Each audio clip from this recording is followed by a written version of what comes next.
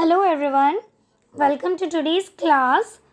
Today we are going to read a chapter from class 7 supplementary reader, and the name of the chapter is Golu Grows a Nose. This chapter, Golu Grows a Nose, has been written by Joseph Rudyard Kipling.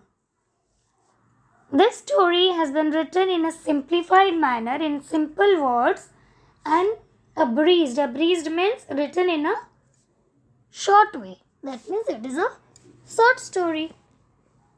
So Joseph Rudyard Kipling, he was born on 1865 in Mumbai and he passed away in 1936 in United Kingdom. He was an English journalist, a short story writer, poet and novelist. Apart from Golu Grows a Nose, he has written other short stories like Baba Black Sheep, Tiger Tiger, Red Dog. So this is all about the author. Now let us move on to the characters in this story. You will find basically three main characters, that is Golu, the young elephant, the crocodile and the python. Okay. So basically there was a time when the elephant, they had no trunk. And this chapter you will see that there was a baby elephant whose name was Golu. Okay.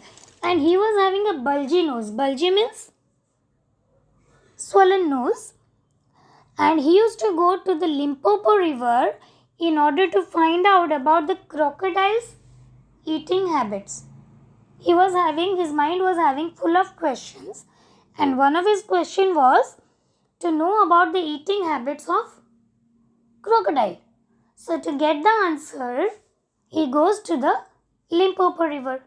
So what happened, we will read in this story.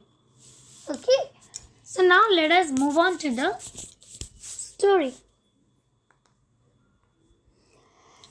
Golu Grows a Nose. It was a time when the elephant, they had no trunk. And this story is about, I said that it is a story about a baby elephant whose name was Golu. And Golu was having a bulgy nose. He could only move it from side to side. But he could not pick up things with it. Now the elephants are having trunk. And they could pick up the things with the help of trunk. But there was a time when the elephants, they did not have trunk. Rather they had a bulgy nose which could move from side to side. Golu was full of questions. Okay. He asked his aunt, the ostrich, why she didn't ever fly like other birds. Even he asked his tall uncle, the giraffe, why his skin has spots. He asked the hippopotamus why his eyes was always red. Finally, he even asked the monkeys why melons tasted like melons. So we knew before that Golu's mind was full of questions. So he asked number of questions to number of peoples or animals. Like I said, he asked his aunt the ostrich why she didn't ever fly like other birds. Then what he did, he asked his tall uncle. Who is the tall uncle? The giraffe. Why his skin has spots. He even asked the hippopotamus why his eyes was always red. Even he asked monkeys why melons tasted like melons. But his questions were so difficult that no one could answer. Everybody knew that Golu was a naughty baby and his questions has no answers. Okay. Next, one day Golu met a myna bird who was sitting in the middle of a bush. And he asked the myna bird, what does the crocodile have for dinner? That is, what are the eating habits of crocodile.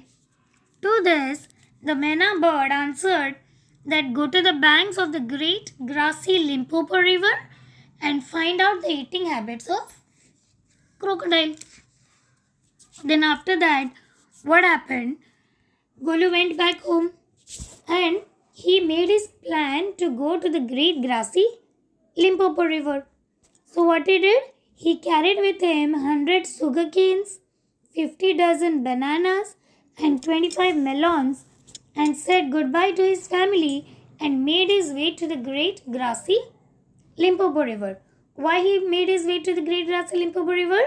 Because he wanted to know the answer of his question. What is his question? That what does the crocodile has for his dinner?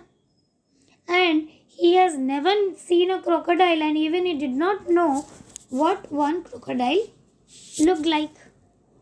Okay. Then on the way he met a python. Python is a snake. On the way he met a python and asked the python, have you ever seen a crocodile? How does a crocodile look like? And what does a crocodile has for his dinner?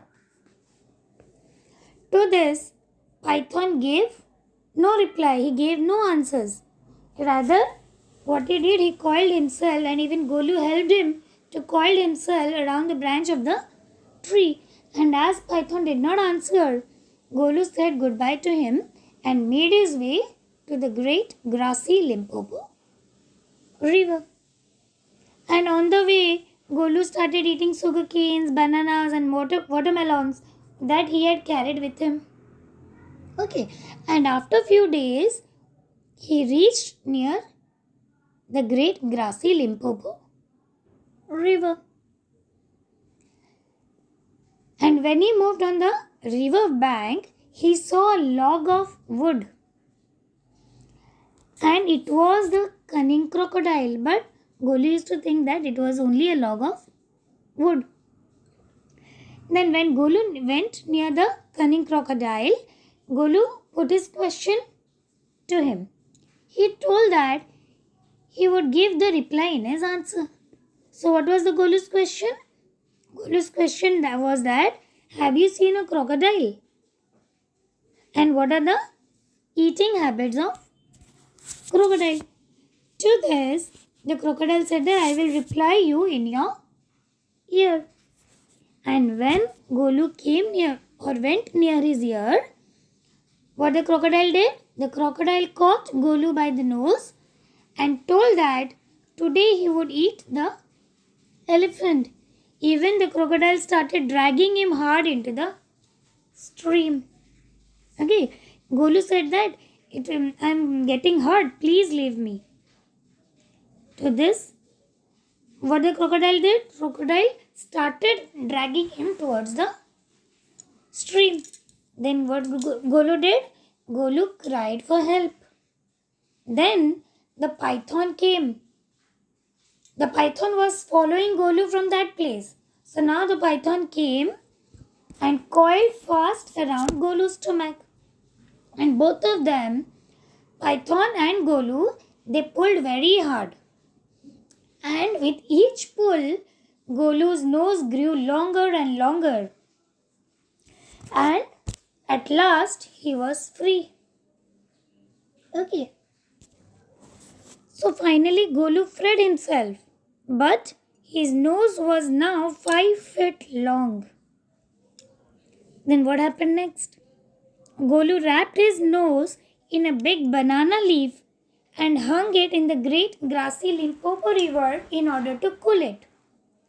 He even kept waiting for 2 days for his nose to get cooled and shrink. However, his nose only cooled, but it did not shrink. His nose was now how much feet long? It was now 5 feet long. Then what happened? A fly sat on Golu's shoulder. What Golu did? Golu lifted his long nose and with it hit the fly dead. That means when a fly sat on Golu's shoulder, Golu lifted his long nose and hit the fly and the fly died. Python then pointed out that he could not have done this with a small nose. So having a long nose, this is an advantage. So now when Python asked Golu to eat something, what Golu did, Golu plucked a large bundle of grass with his long nose or with his long trunk. The Python pointed it out as the second advantage of the long nose because he could pluck a bundle of grass and eat now, which he could not have done with a small nose. Since it was too hot, Golu scooped some mud using his nose and slapped it on his head. Then the Python told Golu that this was the third advantage of having a long nose. Hearing all this, Golu expressed his gratitude towards the Python and said that he would remember all of this. And thanking Python, now Golu went back to his home. So with having the long nose or the long trunk, now Golu is having 3 advantages. So we read all the 3 advantages. Okay. So this is all about the story. What is the moral of the story? Moral of the story is curiosity can lead to dangerous experiences, but experience is always the best teacher. So at the end, all's well that ends well. Okay. Thank you.